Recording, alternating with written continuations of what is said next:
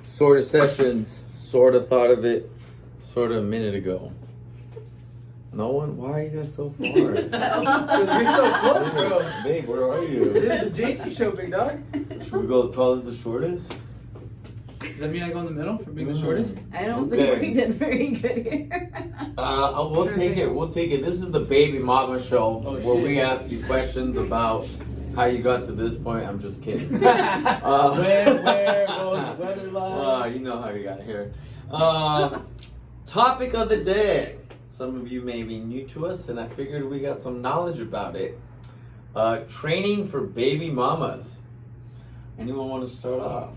Let's start with this. Let me help you guys out. I know some of you need a camera, but I got this. What and is there with you guys and in the world of like fear training while you're pregnant? Do you want to start? Just hurting the baby with any kind of movement, I would say. Look, keep going.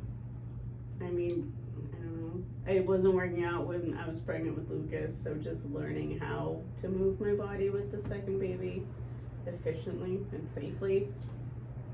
Same thing. Yeah, I think that like a lot of people have different information on what they should and shouldn't do, and a lot of it's contradictory to each other, so making sense of all of the nonsense. Okay, so what about from Lucas to baby number 2? Is there a difference in understanding, or are you more aware of your body, or why are you more open to training? More in tune with it. I mean, I didn't know what I was doing with Lucas. Like you said, I was a tiny little girl when I was pregnant with Lucas, pretty much. But I feel a lot more comfortable moving now, especially because I've been training for a couple of years. I've got that under my belt. 6 years, to be specific. So I feel more comfortable engaging in those movements. Shelby, what about, do you have thoughts for moms before and now starting to experience? Actually, is the cat out of the hat? I mean, it's pretty much gonna be soon, so whatever. Yeah, so going into my now pregnancy, I guess I was more well equipped than I thought after doing all of the Birth Fit Coach seminar stuff. I started to do that because I had a lot of friends who were pregnant and they had no idea like what to do, what was safe, and like what would hurt and wouldn't hurt the baby. And coming from a fitness background where I love fitness, I didn't want to stop doing fitness just because I got pregnant. So I thought I should educate myself back then before I got pregnant. So now I feel a lot more comfortable continuing my fitness.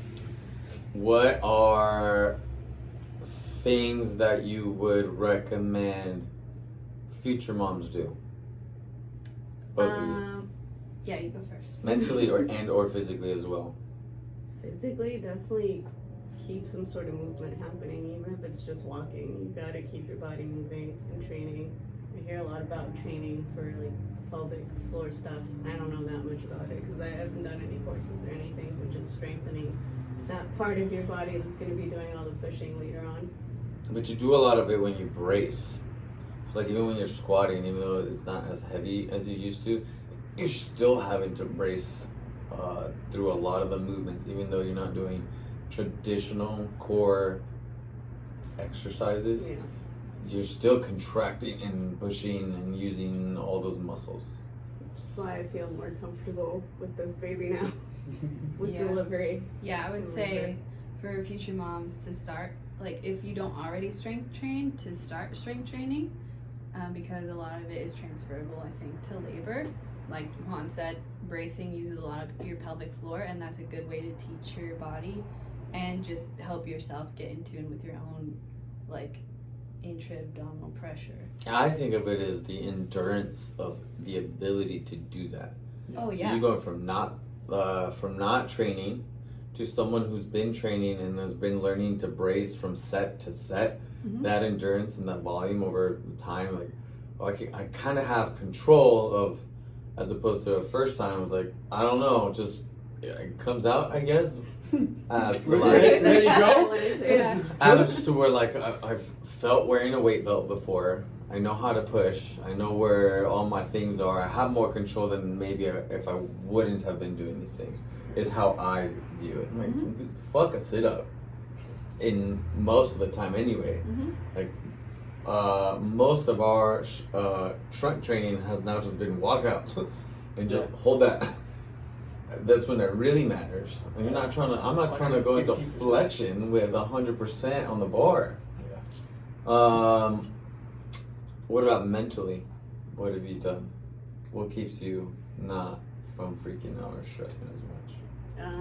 Knowing that I really have no control over it at the end of the day, things are kind of just going to happen. My birth plan is really just go to the hospital. But I feel like when people have like such a set plan and it doesn't go their way, that's when they start freaking out. So I'm kind of just letting it happen. That's my plan. That's a solid plan. Do you have a plan on how to keep working out, Shelby? Yeah. So it was really frustrating for me when I first got pregnant because it's funny, it's ironic because I'm a birth fit coach. So I help coach my clients in these stages of their lives. But then when I experienced it, I was so frustrated with myself because I couldn't like have the energy or the stamina that I wanted to right away. So just learning to like take it easy in the first trimester was a huge learning curve for me.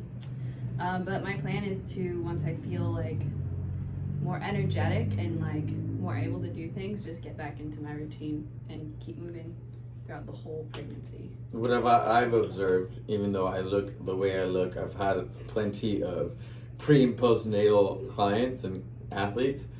Just take the days that you can take. Yeah. And win those days, and the days that you can't, just rest. Yeah. And that's kind of what you get. Yeah. That's what I've had to learn. That's the game plan. That's the game plan. Yeah. Okay, I'm not coming today. Yeah. Okay, you want to try again tomorrow? Okay, let's try again tomorrow. Yeah. Things that I found useful is just having a lot of tools in my toolbox, specifically in exercises. All right, I want to get this stimulus, or I want to do this movement. How can I protect you but still get some sort of stress? I think that's helpful, having someone who's knowledgeable enough to give you the correct dosage, and mentally feeling, making moms feel comfortable with like, yo, this is the pace that you got, and that's okay. That's it. You can only go 5 calories at a time. I'm not gonna make you go 30. Well, I used to be. I don't care what you used to be. Yeah. This is not about you. This is not about you anymore. This is about your child. Have you guys felt like you've had support groups? Would you recommend support groups? What kind of support groups? What is your take on that? Well, we have each other now. That's my support That's group. I'm like, oh, what do I do? I don't really do like mommy groups. That's just not for me. I'm not a very social person. I like to keep to myself. But I mean, like, I've been talking to my friends throughout this whole thing, especially right now with quarantine and being pregnant. It's kind of lonely, you know, like you don't get to visit family, you don't get to experience the pregnancy with anyone else besides your partner. But just talking to friends, yeah, that's what works for me. Shelby, you got a plan? Are you winging it?